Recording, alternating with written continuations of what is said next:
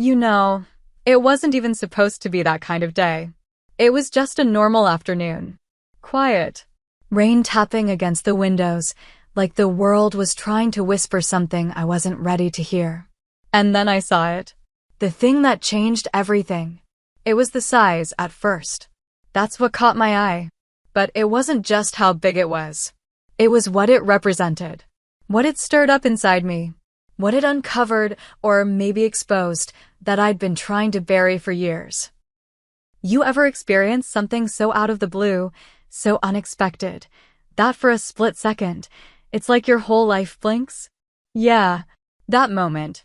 It blinked. And nothing was ever the same again. I've never told anyone this before. Not my husband. Not my sister. Not even myself.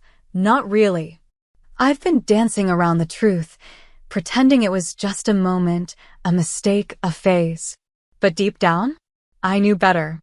Because there's something about loneliness. It's not loud. It doesn't scream. It whispers. Every single day. Until one day, you're not just listening to it. You're answering it. They say temptation doesn't always come in the form you expect. Sometimes, it doesn't come with red flags or warning signs. Sometimes, it walks into your life wearing comfort, familiarity. It shows up with a smile that feels like home. And before you even realize it, you're not safe anymore. I was never planning to feel what I felt. I didn't wake up that morning thinking, today's the day I betray everything I've built. But sometimes, it only takes one look, one word, one moment, for your whole life to tilt just enough to let something in. And once it's in, God, it's hard to let go. This isn't just a story about infidelity. It's a story about need. About feeling seen after years of invisibility. About being touched when you've forgotten what affection even feels like. It's about the slow ache of being beside someone who stopped noticing you a long time ago. And the sudden rush of being noticed too much by someone who never should have looked at you that way. I know how this sounds. I know the judgment, the labels, the assumptions. But I also know someone out there, you maybe, knows what it's like to feel like a ghost in your own life. To go to bed every night next to someone who doesn't see you, doesn't hear you, doesn't miss you because they haven't truly looked at you in years. This story? It's messy. It's real. And it's going to take you places you might not be ready to go. But I promise you, if you stay with me, if you listen closely, you'll understand why I did what I did. Even if you don't agree with it. Even if you think you'd never do it. And who knows? By the end of it, you might realize you've been carrying your own version of this story all along. So, before we dive in, I'll just say this. Subscribe to Heartfelt Tales Unfold. Because the stories we tell here, they don't just entertain you. They haunt you. Just like this one will. My name is Camille. I'm 36. And before all this, I would have told you I had a good life. A nice house. A decent marriage. 2 healthy kids. The kind of life people scroll past on Instagram and think she must be happy. But you know what no one talks about? The kind of loneliness that can live right in the middle of all that. My husband, Marcus. He used to be warm. Years ago. He used to trace his fingers down my spine just to say he loved how I breathed. Now, he barely glances at me when he walks in the door. He's always working emails, deadlines, travel. When he is home, he's either glued to his laptop or asleep on the couch with the TV humming in the background. The only thing he touches lately is his phone. And me? I've become part of the furniture. Quiet. Reliable. Always there. We haven't had a real conversation in months. And don't get me started on intimacy. It's like living next to a ghost of the man I married, flesh and blood, but no heartbeat where it matters. I tried, at first. Date nights. Lingerie. Sitting beside him just to hold his hand. But you can't reach someone who's already left you emotionally. You just get tired of trying. And so, I stopped. I still cook his meals, fold his clothes, smile for the kids. But inside, it's hollow. Then Darren moved in. Marcus's younger brother. 29.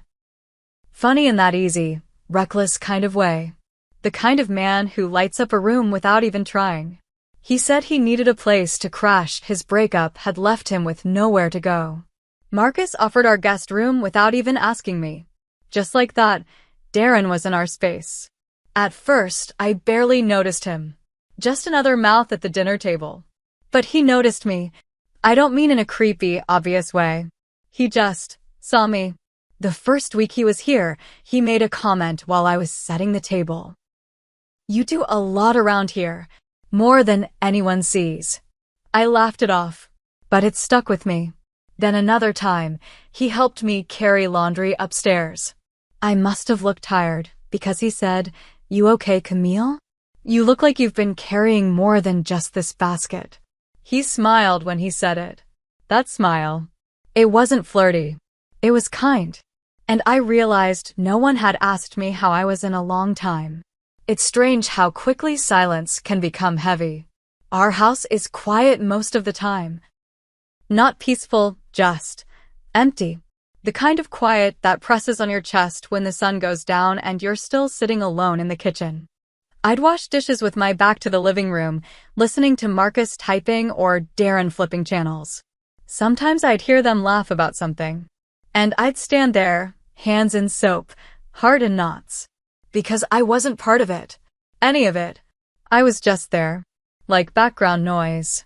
But Darren, he started showing up in those quiet moments. Like when I'd be out back watering the plants, he'd lean on the patio door and talk to me about music or memories from when he and Marcus were kids. He told me stories I'd never heard about how Marcus used to sneak him candy when they were little. And I listened. I really listened. It made Marcus feel real again for a moment. It made me feel real. Then there was this one evening. I was in the garage, sorting old boxes, looking for something Marcus asked me to find weeks ago, but never mentioned again. The air was dusty. The kind that makes you cough when you move too fast. I was struggling to move a heavy box, and Darren walked in. No shirt. Just sweats and a towel over his shoulder. He grinned and said, "You trying to lift that alone?" Before I could answer, he was beside me, arms under the box, lifting like it was nothing. As he set it down, something fell. A photo album. It landed open at our feet. A picture of me from before the kids, before the marriage grew cold. I was laughing in it. Sunlight on my face. Carefree. He picked it up and said, almost too softly, "You used to smile like the sun." I froze. Because he said it like he missed that version of me. And the truth is, I missed her too. That night, I lay in bed next to Marcus. His back to me. Breathing steady. Sound asleep.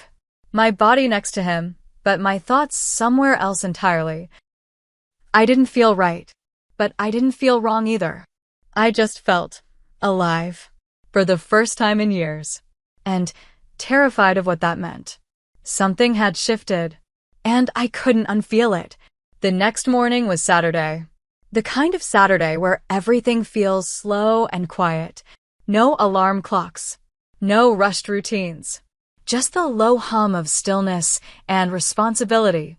Marcus had left early for a last-minute meeting. He barely said goodbye. Just a quick, "Don't forget to check the garage, okay?" Before the door clicked shut behind him. So I slipped on an old sweatshirt, pulled my hair into a knot, and wandered into the garage. That space, it always felt forgotten. Like a room that held memories no one wanted to deal with anymore.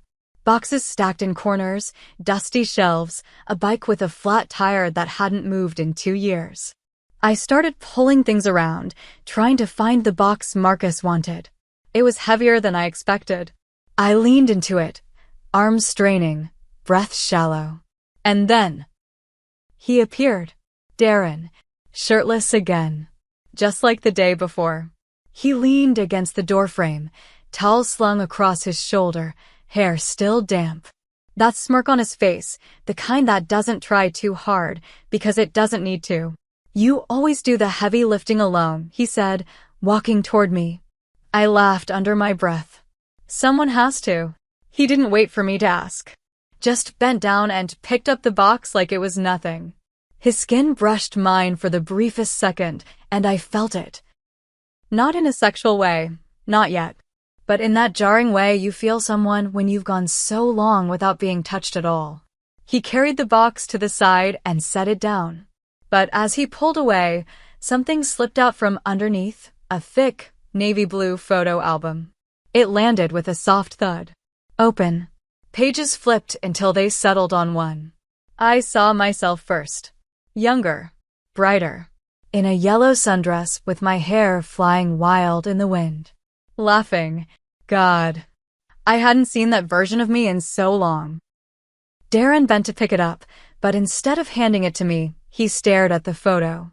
And then he said it. You used to smile like the sun. Just like that. Quiet. No edge. No agenda. But it hit me like a wave. I didn't say anything right away. I just stared at that picture and wondered where that woman went. I couldn't even remember what I was laughing at. Or when I stopped laughing like that. I sat down on an old bench. Dust clouded around me. Darren sat beside me. Too close. We started flipping through the album together. Page by page. Weddings. Vacations. Pregnancies. Birthdays. But what stood out wasn't the events, it was how gone I looked in the recent ones. Present, but not alive. Smiling, but only with my mouth. That carefree glow? Faded. You know, he said, after a pause. You're still beautiful. But it's like you're hiding. I didn't know what to say. No one had called me beautiful in years. And if they had, it was out of habit. Like saying bless you after a sneeze. But Darren, he said it like he meant it. Like he saw me. And maybe that's what started it. Not the compliment. Not the shirtlessness. Not even the photo. But the seeing. Because when someone really sees you after years of being invisible, it does something to you. Something dangerous. He looked at me again. Not like a brother-in-law. Not like someone crashing in the guest room. But like a man. Looking at a woman. And I didn't look away. That silence between us? It wasn't awkward. It was electric. It was a question neither of us dared to ask out loud. And something in me whispered, this is a line. You're standing right on it. But I didn't move. Neither did he. We sat there in that dusty garage, surrounded by forgotten things. But in that moment, I didn't feel forgotten at all. I felt alive. And that was the beginning. That night, I lay beside Marcus, staring at the ceiling. The room was dark, but not quiet. The soft flicker of the television cast shadows on the wall. The distant hum of traffic drifted through the window. His steady breathing beside me should have been comforting. But I didn't feel comforted. I felt hollow. Like I was lying inside a version of my life that looked right from the outside, but inside, it was all unraveling. I kept hearing Darren's voice. You used to smile like the sun. Over and over. I tried to push it away. Told myself it didn't mean anything. That he was just being kind. That I was just tired. That this was all in my head. But the flutter in my chest said otherwise. That flutter, that ridiculous, dangerous flutter, it made me feel 17 and ashamed all at once. I turned slightly, just enough to see Marcus's face lit by the glow of the screen. He didn't even notice I was looking at him. Didn't ask how my day was. Didn't kiss my forehead like he used to. Didn't even shift closer. Just one hand on the remote, the other on his phone. And there I was, wrestling with thoughts I didn't recognize as mine. I told myself I was being dramatic. That all I needed was a good night's sleep. That the feeling would pass. But it didn't. Because it wasn't just that moment in the garage. It was every moment leading up to it. Every dinner eaten in silence. Every night I'd cried quietly into my pillow, hoping Marcus would roll over and ask, "Are you okay?" He never did. So I learned to swallow those tears. Smile through the ache. Stay busy enough not to feel. But that night, lying there, I felt everything. I thought about the woman in that photo. The way she laughed with her whole face. The way her body didn't tense up before someone touched her. The way she believed love meant being chosen every day. I don't know when she disappeared, but I missed her. And Darren. He reminded me of her. That's what scared me the most. It wasn't that he was younger, or that he was my brother-in-law. It was that he saw me when I'd forgotten how to see myself. And God, the guilt, it wrapped around me like a second skin. I kept repeating to myself, he's family. What is wrong with you? But the voice that answered back didn't sound ashamed. It sounded sad. Sad that I even had to ask myself that question. Sad that I'd spent years shrinking to fit into a role that left me empty. I turned away from Marcus and pulled the covers tighter. I wanted to reach for him, but I didn't. Because I already knew what would happen. He'd grunt, shift, maybe murmur, not tonight, and fall back asleep. That rejection? It cuts deeper the 100th time than the first. So I stayed still, let the ache settle into my bones. I tried to tell myself Darren didn't mean it, that I'd imagined the look in his eyes. But deep down, I knew. Something shifted that day, and I couldn't pretend it hadn't. The next morning, I got up before the sun, made breakfast, packed lunches, folded laundry. On the outside, I was still Camille, the dependable wife, the loving mom, the good sister-in-law. But inside, I wasn't sure who I was anymore. And maybe that was the scariest part. Because once you start questioning who you've become, it's hard to stop. The days that followed felt strange. Not loud, not dramatic, just different. Like the air around me had shifted in some subtle, invisible way. I kept catching Darren watching me, not in a creepy or obvious way. More like observant, attentive, present. He noticed things no one else had in years. Like when I wore that green dress, simple, nothing special. I'd almost forgotten I had it. Marcus hadn't said a word. But Darren? He walked by me in the hallway, paused, and said, "That color looks good on you." Then kept walking. Didn't wait for a reaction. Didn't make it weird.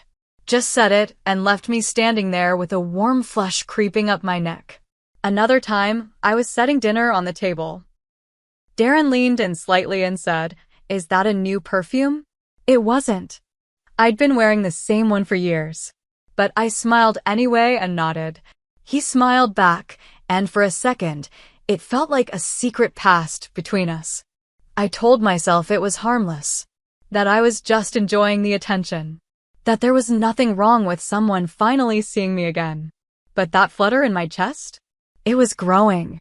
One evening, Marcus texted that he'd be working late again. "Don't wait up," he said. He didn't ask how my day was. Didn't say he missed me. Just a line of words on a screen, cold and efficient. I sat alone on the couch, the kids already asleep upstairs, the house quiet in that haunting way it always was at night. And then, there was a knock on my bedroom door. I opened it, half expecting one of the kids, but it was Darren. He stood there, holding a half-full bottle of wine and 2 glasses. "I thought you might want company," he said softly. There was a pause. I could have said no. Should have, maybe. But instead, I stepped aside and let him in. We sat at the edge of my bed, the glasses between us. The wine helped. It softened things, unlocked words that had been gathering dust in my throat. We talked, really talked, about music, about how he always wanted to open a small bar somewhere quiet, just live music and cheap drinks and no expectations. About how I used to paint before the kids, before the house swallowed all my time. He told me about the breakup that brought him to our house. Said he'd stayed in that relationship too long because it felt safer than starting over. And I told him I knew that feeling, all too well. There was a moment, maybe longer than it should have been, where neither of us said anything. He looked at me, eyes soft, searching. And I felt it again, that silent current pulling us somewhere we weren't supposed to go. His hand brushed mine. Just for a second. But it lingered. And I didn't pull away. My heart was pounding in my ears. I kept telling myself to say something, to shift the mood, change the subject, bring things back to normal. But I didn't. Instead, I asked, "Do you ever feel like you disappeared somewhere along the way?" He didn't answer right away. He just looked at me like he knew, like he'd been carrying the same ache. Then he whispered my name. Not loud, not playful, soft, like it meant something. And in that moment, it didn't sound brotherly. It didn't sound safe. It sounded like an invitation. And I almost took it. Almost. He stood up a moment later, said he should go. I nodded, said good night like everything was fine. But after he left, I sat there in the silence, glass still full, heart still racing. Something had changed. The air between us had crossed a line, one that wasn't physical yet, but was no less real. And I knew, deep down, that if it happened again, I might not stop it. The sky turned gray just after 5. Heavy clouds rolled in like a warning, and the rain followed quickly, hard and steady. The kind that soaks the earth in minutes and makes the world feel smaller, quieter. Marcus called around 6. He said the storm had flooded a few roads and he was stuck at the office. Don't wait up, he said again. I nodded, even though he couldn't see me. Said, okay, be safe. He mumbled something that sounded like, yeah, then hung up. Just like that. No, I love you. No warmth. Nothing. The lights flickered once. Then again. Then went out completely. The silence was instant, no humming fridge, no background TV, no ticking clocks. Just the soft drumming of rain on the roof and windows, and the distant rumble of thunder. The kids were asleep.